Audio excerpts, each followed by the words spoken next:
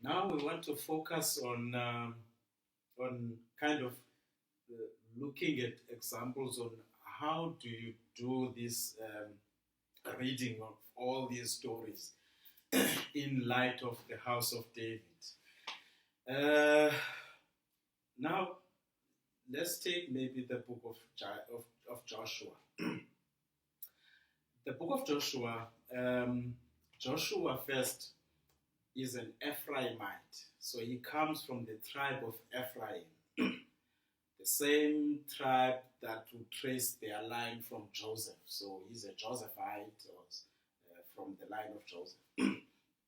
Now, how does Judah play a big role or a major role here, or the house of David in the book of Joshua? Because we don't see anything that has David in it. Now, remember that when the 12 spies were sent to Canaan by Moses, only 2 spies came with a positive report. 10 of them, they came back with a negative report. They were discouraging the people, but these 2 trusted in the Lord and said, we can conquer these nations through the Lord. And these 2 spies were Joshua from Ephraim and Caleb from Judah. He doesn't play a major role, Caleb, in the conquest narrative in Joshua, in the book of Joshua, but Joshua plays a major role. Now, although the writer is showing us how the northern Israel contributed, or this tribe of Ephraim contributed in the conquest. So why do I say the northern Israel? Because if you read the book of prophets and some books, you will find that sometimes Israel, the northern kingdom, is called Ephraim. Sometimes the author will say Israel, sometimes he will say Ephraim. Now, because after Solomon, the tribes of Israel, there was a split among the tribes of Israel into 2 kingdoms. We have the northern Israel that had 10 tribes, and then you had the southern Israel that had 2 tribes, which is Judah and Benjamin, but Benjamin was kind of swallowed up by Judah, and it is known as Judah. So we have Judah, we have Israel. When you read the prophets, when they talk about Israel, you must distinguish Israel from the earlier periods, like in the book of Numbers and other historical books. It's referring to Israel. But after the split, particularly when you read the prophets, when it talks about Israel, there is a possibility that they are referring to the northern Israel, the 12 tribes, that were not loyal to the house of David. They established their own dynasties, and Judah was the only tribe that was still led by the house of David. Now, the dominant tribe, in fact, Jeroboam I, the one who broke away from the house of David, was an Ephraimite. So that's the possibility maybe of calling, the prophets calling the northern Israel Ephraim, and Ephraim was huge, it became dominant as well. So it looks like Joshua represents this northern Israelite kingdom, the tribe of Ephraim, or Ephraim. And then you have Caleb, who represents Judah. Now, if you look at the author of the book of Joshua, after the conquest stories, after they ended in chapter 12, in chapter 13, there is an emphasis. In fact, it is repeated several times, even to the book of Judges in chapter 1. It is repeated that Joshua did not conquer all the lands. He did not take all the lands. So what is the writer doing here when writing the book of Joshua? He gives the story of Joshua. This is Joshua from Ephraim, representing maybe the northern Israel, taking a lead in the conquest narrative. But Joshua did not finish the conquest. Now, in the story of Israel, who settled the matter of the conquest, or who completed what was unfinished by Joshua? It is David. You read the book of Samuel, especially Second Samuel. We call it a succession document when David took over the throne of Israel. It looks like it is only during his time that all the land was now subdued by Israel. So the writer, although he's writing the book of Joshua, showing us how Joshua led Israel into conquest, the major role that he played, but he keeps on emphasizing that he did not finish the conquest, or he did not complete the taking of all the lands in Canaan. And this story of the conquest will be completed by David. That's how you read this story in light of the house of David. We go to the book of Joshua, of Judges.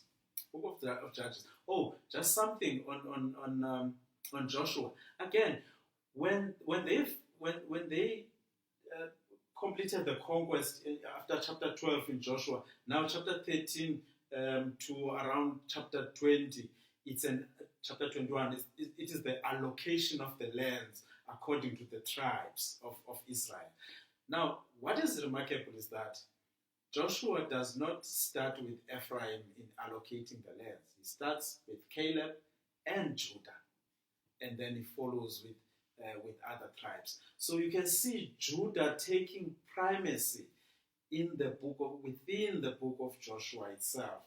There are hints that the one who is going to lead Israel will come from the tribe of Judah. Now, let's go to the book of Judges, just to highlight there.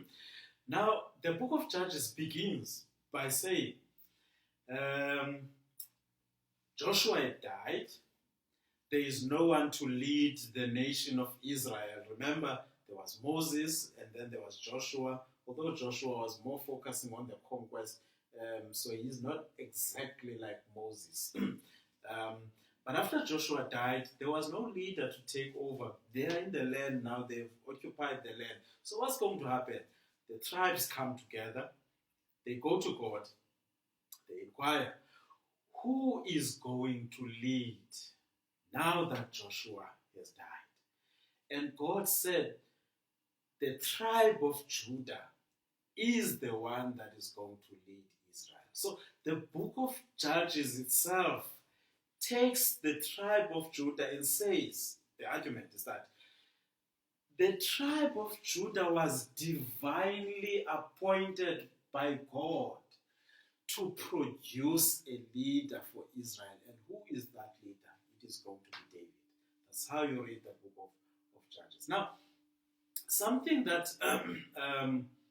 I've noted in the book of Judges is that I've said this in the previous videos, that the leaders were unorthodox leaders.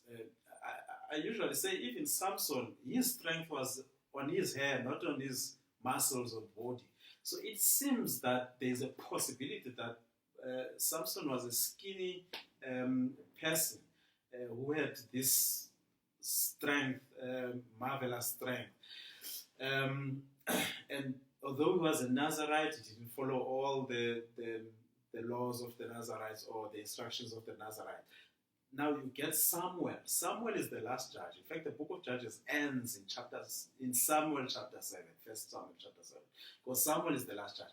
Now, what is unorthodox about Samuel? Samuel is not a priest. He doesn't come from the priestly line. The priesthood of Israel is so evil. Eli and his sons, they are doing abominable things in the sanctuary to show that there is not even priesthood that qualifies to lead Israel. Then the sons of Eli die, and then Eli dies as well. And Samuel becomes an unorthodox religious leader. He doesn't come from the tribe of Levi. He doesn't qualify to be a priest, but he performs the functions of priesthood. It shows that this is the dark period of the judges. Now, the first judge, Othniel, I've been looking at this figure. It seems that Othniel is presented as some sort of a judge, or the only judge who was an Orthodox leader who qualified, and he comes from Judah. He is the younger brother of Caleb, and the story of Othniel begins with the story of Caleb. If you read Judges chapter 1, when he fights against the Anakim, the giants of the land of Canaan, and then it is repeated separately. I think in chapter 2 or chapter 3 of Judges, whereby now Othniel is appointed as a judge, or arose as a judge.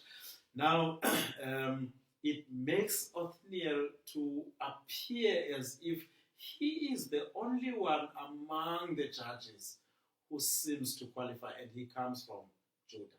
So, the story of Judges is about Judah, the house of David, or Judah as the divinely appointed tribe to lead Israel, or to produce a leader. So, in the next video, we'll just continue with this thought and try to summarize it to move to the New Testament.